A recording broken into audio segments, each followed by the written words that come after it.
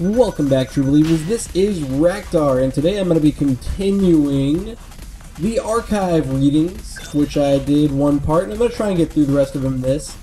I will be doing it over footage of the last survival that I did in order to unlock the final chapter of the game, the final storyline act. So, without further ado, let us begin my as enthusiastic as possible readings of the archives. Internet Posting 2. Posting 125 by anonymous user. A friend and I saw a strange creature while walking in Yoyogi Park the other day. It was similar to a bird that walked on 4 legs. Posting number 126 by another anonymous user. It must be on 4chan, or like 2chan, which is what it is in Japan. I don't know. I saw a strange creature eat a bird in Yoyogi Park as well. Was walking there one night, and you know that pond in the middle? I thought I saw an animal at the water's edge like a giant lizard, but it ran off on its hind legs before I could get a picture. Maybe it wasn't even a bird, as it had teeth! Newspaper article. Body found in Yoyogi Park. In the early morning of the 18th, a man was found collapsed on the ground in Yoyogi Park. Shibuya police rushed to the scene, but he was already dead. Police are reporting that he had suffered so many bites and scratches that it is difficult to identify the remains. They believe he may have been involved in some kind of violent encounter and are working hard to get an ID. Ministry Report 1. The Self-Defense Forces captured the strange beast that had been sighted in Yoyogi Park. Analysis revealed that it is most likely a carnivorous dinosaur known as the Deinonychus from the Lower Cretaceous period of the Mesozoic era. There is only a slim chance of a similar incident occurring again, but reports say it will be some time before the space-time disturbance can be stabilized. Newspaper Article 7. Numerous people go missing in Tokyo. Amid rising fears of a ballooning crime rate, a new disturbing trend has reared its ugly head. Large numbers of people are disappearing in Tokyo. Metro Police say the missing persons report have risen 20 times the average over the past month. There are also many dubious reports from witnesses claiming that those who went missing vanished suddenly right in front of their eyes. Professor's Diary 1, June 8, 2019. It seems the research lab's budget is to be drastically cut due to changes in the government policy. My research team is likely to suffer the brunt of the cuts. What with our inability to produce results recently, we better do something soon. Professor's Diary 2, June 20th, 2019. Some group sent me a really strange email today. They claim to be from the future, and as proof of that, they attached research data on my field of study 200 years from now. It must be spam, and the attachment is probably a virus. Still, if I had research results from 200 years in the future, it would reduce the possibility of our budget being cut. Professor's Diary 3, June 25th, 2019. I don't believe it. The research data seems to be real. Even if it is not from the future, it still merits further study. If it is 100% correct, it will advance modern quantum physics by several hundred years. The data even spells out all the theories and proofs in a crystal clear manner. Who wrote all of this, and where did it come from? Professor's Diary 4, June 29th, 2019. I've received another email from them, for a lack of a better term, a catastrophic global environment. A global population cut to 10,000 and nowhere to escape due to space debris around the planet. I've been entrusted with giving them hope where they had none before. I will write a report based on the research data I received and submit it to the budget committee next month. That should secure my research team's future. Ministry Announcement, FY 2021 Report on High-Level Research Aid Program.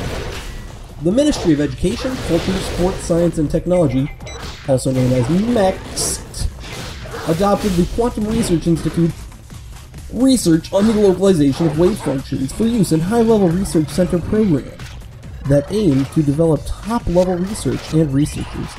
The institute will receive financial aid for the next 10 years, and if it produces results within that period, aid may be extended for 5 more. Professor's Diary 5, MEX, MEXT is such a weird word. MEXT approved our research on localization of wave functions. To prevent any suspicions, I told the Ministry that we were working towards practical applications in about 100 years, while in fact, with this data, applications will likely be possible within the next few years. This is a big step towards saving them. But their time is short. I must speed up the project at all costs. Professor's Diary 6, January 9th, 2023. We'll finally complete the Wave Converger prototype tomorrow. It's far from the output level we need, but it should allow us to test primary functionality. But even I can't foresee what sort of results we'll get. I understand the basic theory, but as for actual applications, all I have to go on is their data. We'll finally see if they are serious or if this is just one rather huge lie. My research career may very well be overcome tomorrow. Assistance Record 1, January 10th, 2023. The professor's experiment was a success. Most of his theories have been evaluated and proven at this stage. The results we obtained were completely unexpected, so much so that they will rock the world. All this after only several months of work. It doesn't make sense. We were on the verge of having our budget eliminated for lack of progress. It's almost as if we were being secretly manipulated by someone. Ministry Report 2. And based on the aforementioned concerns, the wave function localization project is hereby temporarily frozen, and we also suggest that the lab facility be moved. To lower expenses and keep this work from the media, we could move the lab to the emergency development area being built under Shibuya. If it goes well, this project will cement Japan's status in not only quantum physics, but also science and technology overall. We thus hope that other ministries will quickly lower their resistance to cross-ministerial cooperation. Ministry Report 3. The wave convergence tests continue to proceed smoothly, even after the facility moved. The basic principle has been established, and the research team has already started testing the coordinate transformer. The only issue at the moment is the damage the transformer sustained from the electromagnetic waves generated while it was running. This can be prevented with the special coating, but there is also the problem of EM disturbances it causes above ground. There is no harm to the human body, but an urgent response is still required. Professor's Diary 7, November 20th, 2026. I heard from them again after a 7-year silence. This time they attached a program that can resolve the transformer's instability, but to run the program we'll need a self-learning developing processing unit that is mapped onto a neural network. I'll put forward a proposal at the next meeting. I sincerely hope that they can fit this into our budget. Ministry Report 4. Regarding the processing unit the research team proposed as a way to stabilize the transformer, we are considering the use of the ERC-001, a disaster response probe developed under METI supervision. It meets spec requirements, is resistant to radiation, and is unaffected by EM waves. Though the project does not require a mobile system with arms and legs, the ERC-001 is to be used as is. As a product of industry, government, and academia, making special requests would only draw unwanted attention. Professor's Diary 8.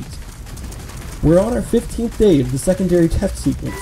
The transport site at this end is still unstable, but the other end is coming along nicely. However, the transformer's EM waves are causing chaos for the people above ground. While I do feel some distress over this, countless lives depend on our work. I fear we have no choice but to press on. Professor's Diary 9, October 5th, 2027. We're on our 32nd day of the final test sequence, but just as I had feared, the calculations are a bit off. As far as we can tell at this point, only objects of the same mass as those sent here can be transported to where we do not know. All manner of things have been disappearing: cars, trees, animals, and even people. I believe there is no way to break free of the law of conservation of mass, but they insist there is. Who will be proven right? Assistance Record 2. Our tests are moving forward, but all is not well. The timing of this sequence launch and the chaos above ground is a near perfect match. Animals are going feral and crime in Tokyo is skyrocketing. Then there are ever-increasing numbers of missing persons and the appearance of prehistoric creatures. Perhaps our tests are the cause of all this. I should probably suggest we temporarily halt our work, at least for now. Ministry Report 5. The test sequence is producing results far beyond expectations, but reports say the EM disturbances are so widespread now that they are beyond any corrective measures. Some people are highlighting a link between the tests and the rising crime and missing person cases. We will look into the temporarily halting further tests once the test sequence is done. Professor's Diary 10, October 21st, 2027.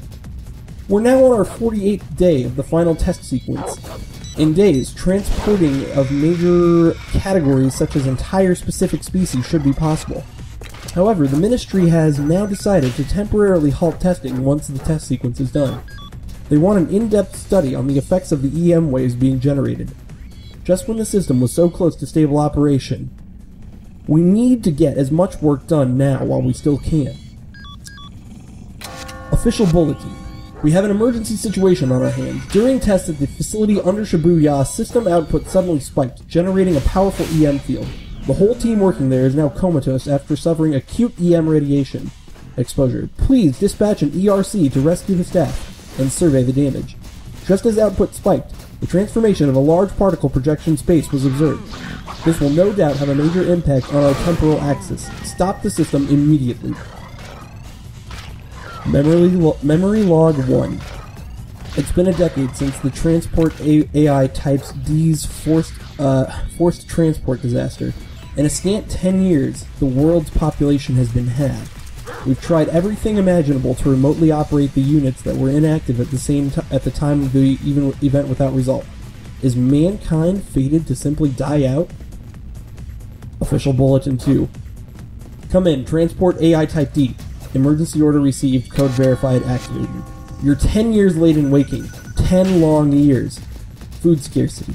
Habitat loss due to disaster. Natural and man-made casualties exceed 1 billion. And rising. We can't leave the shelters. It's up to you and Lily. Find her, activate her transducer. Memory Log 2. In the year 2215, Earth's environment underwent a rapid and precipitous decline. Atmospheric pollution resulted in abnormal weather and desertification. Food and resources ran short. Preliminary calculations show the world population falling to a quarter of the current level in 50 years, and 1/1000th in 100 years. In 200 years, the population will fall to 0. Memory Log 3. Mankind has initiated the second relocation project in an effort to save itself and its civilization. They will travel back in time to the decade between 2020 and 2030 using a space-time transporter. A space-time transporter will need to be built in the decade between 2020 and 2030 to make this possible. Achieving the project's objective will be the top priority of all concerned. The first relocation project involving relocation beyond Earth has been abandoned. Transport AI Type D5 has been developed back in the relocation decade. The space-time transporter will soon transport the whole population of 2215 to 2027, but the law of conservation of mass dictates that the transfer of a large population may disrupt the state of the space model's transfer function, with devastating results for the Earth's environment. Thus, there must be counterbalancing mass, i.e., the entire population of 2027 must be transported to 2215. Memory Log 5. Transport AI types D1 to D5 must strictly guard against information about the project falling into the hands of the 2027 population. In particular, they must never hear their fourth transport to the year 2215. Memory Log 6. The fourth transport is planned for 1500 on October 22nd, 2027. At the same time, Transport AI Type D5 will commence Phase 3, raising transducer output to maximum, and then executing a program that will start the relocation of the whole population of 2215. 1708, the same day, Phase 4 commenced upon relocation completion, now standing by for further instructions. Memory Log 7. Emergency Command Code. Nearly all Transport AI Type D units have been forcibly transported along with the whole population of 2027. It seems this was caused by the biosystem based on human DNA sequences. The remaining units that failed to be transported due to the biosystem's failure to activate now must engage in an all-out project recovery effort. They are to restart the space-time transporter ASAP and start the transport of the 2215 population. And that's where it ends, which is perfect because that's where the game ends, because that's the AIs trying to transport the other population back. So it's kind of interesting that all this got caused by a time loop that was caused by deteriorating environments, and they put themselves in an infinite loop. But it's not so infinite because the dog made the decision to wipe out all of humanity for good. Well, not really. He let them stay in their time, but he wouldn't, he basically made them pay for their mistakes. I don't know. I thought that was a really awesome ending to that game. I figured that since I read through the first chunk of the archives, I would make a video reading through the second chunk of the archives. So with that, this has been Raktar. Thank you for watching.